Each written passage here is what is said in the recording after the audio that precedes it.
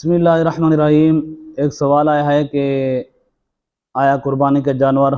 تبدیل کرنا کیسا ہے؟ مثال کے طور پر ایک آدمی قربانی کا جانور لے آیا تو وہ بیمار ہو گیا، کمزور نکلا، یا ویسے اس کے دل کو نہیں لگا،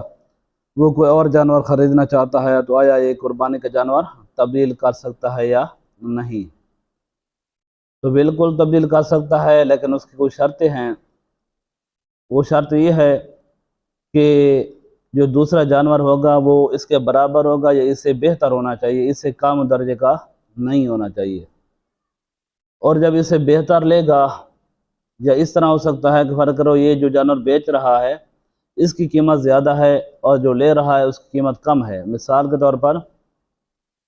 کہ اگر جو جانور پہلے خریدا ہے اس کی قیمت 1.5 لاکھ ہے، اور پھر وہ یہ سوچتا ہے کہ میں اور قربانی کا جانور لے لیتا ہوں کہ جو 1 لاکھ کا ہو، تو اس سے 50,000 مجھے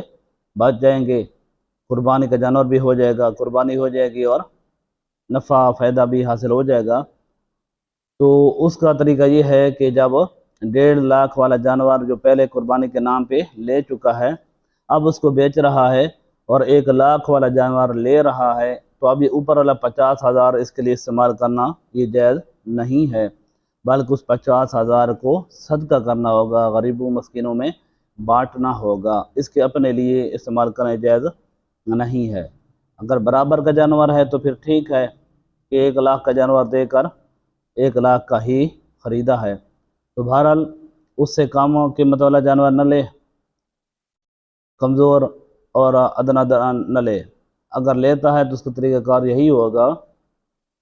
کہ جتنا وہ منافع لے رہا ہے تو اس کے لیے استعمال کرنا جائز نہیں ہے، بلکہ اس کو صدقہ کرنا ہوگا۔